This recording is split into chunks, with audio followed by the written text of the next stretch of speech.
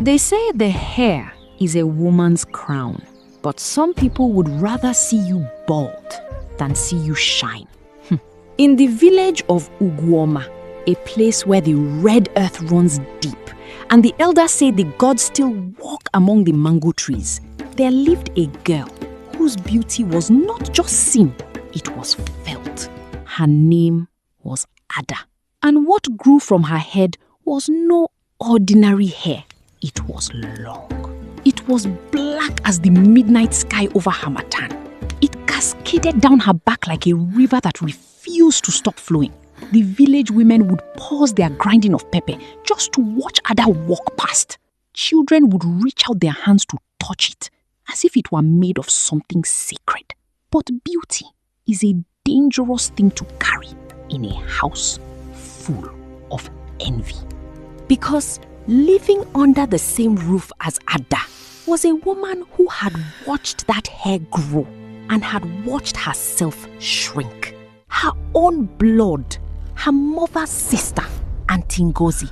And on the night before everything changed forever, Auntie Ngozi made a decision that would unlock a curse she was not ready to receive.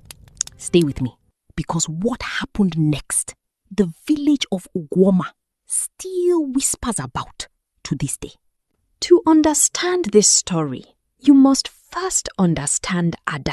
She was 17 years old, the daughter of Mama Chioma, a seamstress known across 3 villages for her fine stitching, and Papa Emeka, a farmer who had gone to the city of Enugu 3 years prior to find work and had not come back.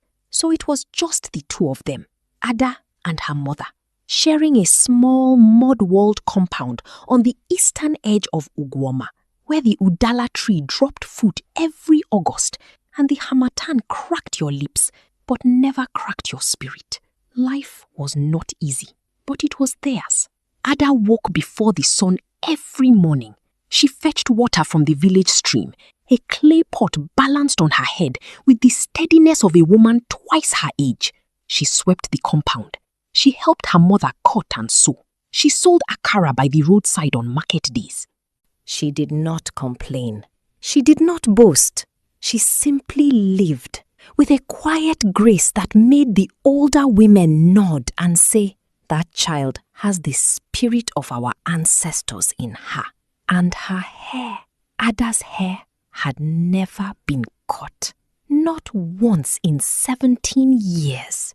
Her grandmother, old Mama Ugochi, who had died when Ada was just 4, had placed her hands on the infant's head and said words that no one fully remembered anymore. Words in the old tongue. Words that smelt like palm wine and burning herbs. What people remembered was what Mama Ugochi said after those words. Do not touch this child's hair. It is not yours to touch. Everyone assumed it was the prayer of a doting old woman. No one imagined it was a warning. Ada's hair grew without effort, without coconut oil treatments or elaborate braiding rituals, though Ada cared for it lovingly, oiling it with shea butter every Sunday evening, sitting by the compound fire while her mother hummed old Igbo songs. By 17, it hung past her waist, thick, lustrous, alive in a way that made strangers stop and stare. Even the other village girls, who sometimes whispered behind Ada's back out of jealousy, even they had to admit Ada's hair was something else entirely. It was as though the hair itself breathed. Now, Auntie Ngozi had not always lived with them. She had arrived 14 months ago, appearing at the compound gate one dusty Tuesday afternoon with 2 bags, a story about a husband who had thrown her out, and a smile that never quite reached her eyes. Mama Chioma, being the kind of woman who could not turn away her own sister, even when something in her chest whispered, "Be careful," had opened the gate. "You are my blood," Mama Chioma had said. "Stay as long as you need." She did not know that some guests come to consume everything the house has. Auntie Ngozi was 41 years old. She had no children. Her skin, which had once been smooth, now carried the tightness of a woman who had spent years swallowing her own bitterness. She laughed too loudly at things that were not funny and went quiet at things that should have brought joy. The first thing she noticed about Ada, the very first evening, was the hair. She stood at the doorway of the cooking hut, watching Ada unpin her hair to oil it, and something moved across Auntie Ngozi's face. Something dark and fast, like a cloud swallowing the moon. "So much hair," she had said, with a smile. "Doesn't it give you headache, carrying all that weight?"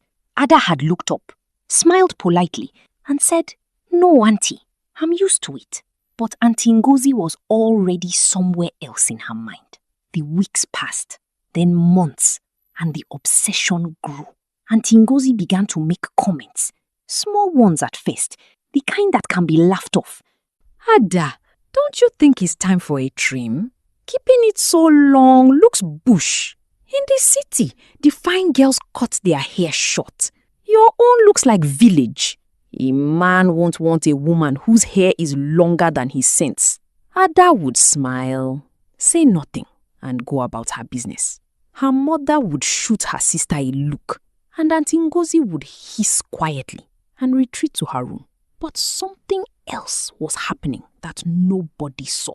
Every night, long after the compound fell silent, Auntie Ngozi would sit on her bed and hold her own hair, short, dry, brittle, despite the oil she applied, and think about Ada's. She began to dream about it. In the dreams, she was cutting it, cutting and cutting and cutting. And in the dreams, she felt powerful. She told herself it was just jealousy, that she would get over it. She did not get over it. She fed it. On a Wednesday morning in the dry season, a black jeep with tinted windows drove slowly through the main road of Ugwu-Ọma. This alone was enough to cause a stir. Vehicles like that did not come to Ugwu-Ọma unless something important was happening. The jeep stopped at the community notice board near the borehole. A woman stepped out, tall, wearing a crisp linen suit, sunglasses, and shoes that clicked against the red earth like punctuation marks. Her name was Mrs. Adaeze Okafor, and she had driven 4 hours from Abuja. She was a talent scout for Ezenwani Royal Modeling Agency, one of the most prestigious agencies in the country, known for launching girls from small towns into national fame. Their models graced magazine covers. Their models walked runways in Lagos and London. Their models were seen. Mrs. Okafor pinned a flyer to the notice board. The village gathered within minutes. The flyer read, "Open call, talent search. We are seeking young women between the ages of 16 to 22 for our annual royal search. We are particularly interested in women of natural, traditional beauty.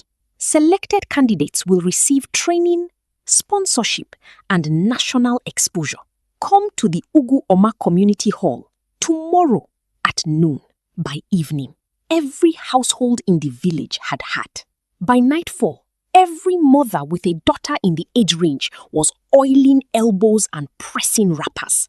And somewhere in Ugwu-Ọma, one of the market women who had seen Mrs. Okafor said something that spread from mouth to ear to mouth until it reached the compound where Ada lived. I heard the scout say she is looking for one thing especially. She said she wants a girl with natural, long hair. She said the last time she found a girl like that, truly natural, truly long, was 8 years ago. And that girl is now on billboards in 3 countries. When Mama Chioma heard this, she placed both hands on her chest and looked at her daughter. Ada was standing by the udala tree, her hair loose, catching the last light of the setting sun. Mama Chioma's eyes filled with tears. "Ada," she whispered, "tomorrow You must go tomorrow. Ada smiled, slowly, beautifully, like dawn arriving. Auntie Ngozi heard everything. She stood at the window of her room behind the curtain, watching Ada in the last light. And inside her chest, the darkness that had been living there for 14 months finally decided to act. That night, Mama Chioma was exhausted. She had spent the evening pressing Ada's best dress, combing out her daughter's hair, laying everything out with the care of a woman who knew this was important. She had even boiled herbs and used the steam on Ada's face the way old Mama Ugochi used to do when there was something big approaching. By 10 o'clock, she was asleep. Ada lay in her own room, her heart too full of hope to sleep easily. She stared at the ceiling and listened to the frogs outside and thought about what could happen tomorrow. What might happen? She dared not want it too loudly, the way poor people learn not to, because wanting too loudly and not receiving breaks something inside you. But she smiled in the dark. She fell asleep smiling. Auntie Ngozi did not sleep. She sat on the edge of her bed for 2 hours, her hands in her lap, her eyes on the floor, having an argument with herself that she was always going to lose. She told herself, don't. She told herself, it's just hair. It will grow back. She told herself, you are 41 years old. You are better than this.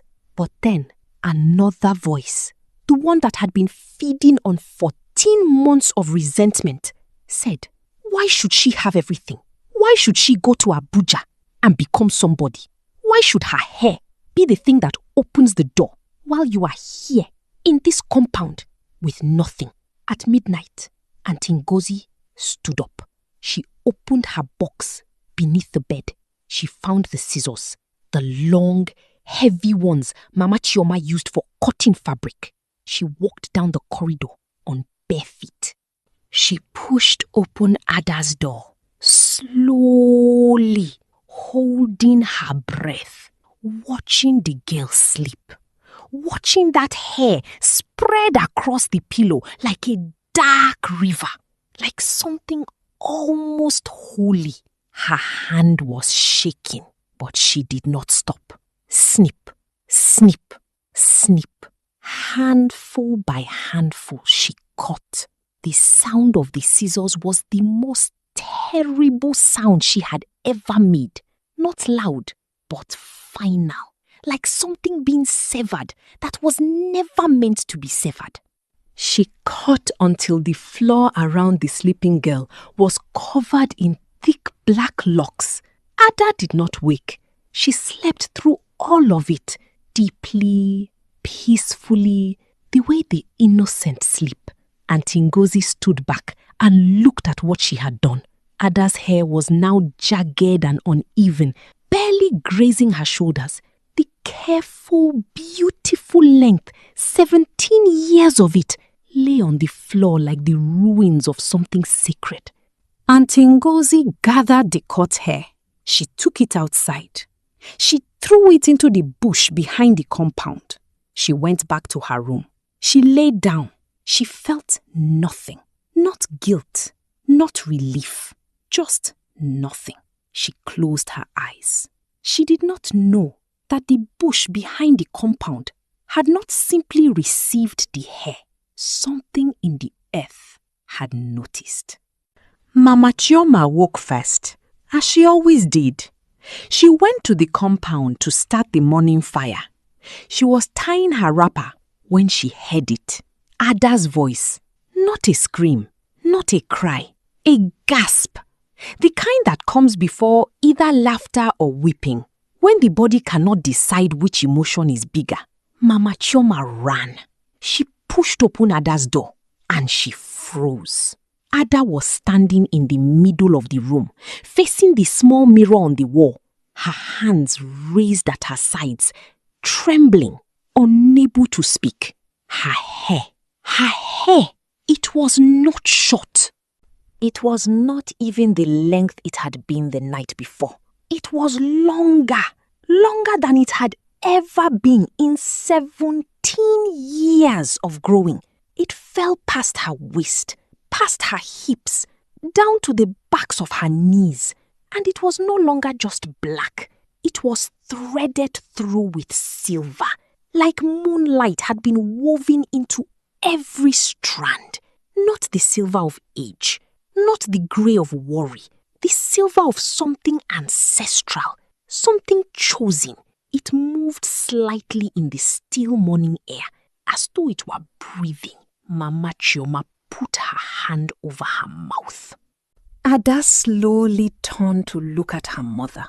There were tears on her face, but she was smiling. "Mama," she whispered, "I can feel it. I can feel every strand." Mama Chioma walked forward slowly and reached out to touch her daughter's hair. It was warm, not the warmth of body heat, but the warmth of something alive, something intentional, something that had decided to come back. Mama Chioma remembered her mother's words then. Old Mama Ogochi, placing her hands on baby Ada's head. "Do not touch this child's hair. It is not yours to touch." She understood now. She finally understood. But while Ada stood shimmering in her room, Auntie Ngozi was waking up. She sat up in bed, stretching, and felt something strange, an itching on her scalp. She scratched absently and went to reach for her headscarf, and her fingers caught on something that should not have been there. She looked down at her hand, a thorn, thin, brown, curved like cruelty. She looked at the floor around her bed. There were strands of hair on the floor. Her hair, but it was not falling out the way hair normally falls. She did not have words for it. It was retreating, pulling back from her scalp, releasing itself strand by strand with a dry rustling sound, like leaves letting go of a dying tree. In its place, pushing through the skin of her scalp in thin, terrible rows, were thorns, small at first, then longer. Auntie Ngozi touched one and cried out. It pricked her finger, drew a bead of blood. She ran to the mirror. What she saw there, she would never fully describe to anyone. The village women would later piece it together from what they heard through the walls that morning. Her hair, all of it, had become a nest of thorny weeds, the kind that grew along the roadsides of Ugwu-Ọma in the cracked earth during dry season. Brown, brittle, twisted back on themselves, sharp enough to draw blood. She screamed. Mama Chioma came running, and when she saw her sister, she did not scream. She did not weep. She simply looked at Auntie Ngozi for a long moment and then said, very quietly, "What did you do?"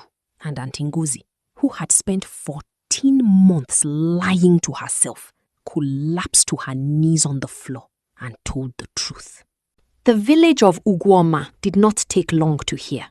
By the time the sun had fully risen, women were gathering outside the compound gate. Not out of cruelty, but because in villages, nothing sacred happens in isolation. The community is the witness. The community holds the story. The elders came. Old Papa Nwoye, who was 93 and had seen everything twice, sat outside on his stool and asked Mama Chioma to tell him what happened. She told him. He was quiet for a long time. Then he said, "Your mother's prayer was not just for the child. It was a covenant with the ancestors. Anyone who broke that covenant, the breaking would not go unnoticed." He looked toward the compound and shook his head slowly. The earth always returns what is taken from it, but it does not return it quietly. Ada walked out of the compound that morning, holding her mother's hand. Her hair, that impossible silver-threaded waterfall, moved behind her in the dry season wind. The village women went silent when they saw her. A few of the older women made the sign against evil, then changed it to the sign of blessing, uncertain which was needed. One small girl reached out her hand. Ada knelt down, smiled, and let the child touch her hair. The child laughed with delight. "It's warm," she said, and Ada stood back up and walked toward the community hall, toward noon, toward Mrs. Adaize Okafor and the black jeep and whatever was waiting. She arrived before anyone else. Mrs. Okafor was setting up when Ada appeared in the doorway. The scout turned around, and then she was still. She had been doing this for 16 years. She had seen beautiful women in 5 countries. She believed she had seen everything worth seeing.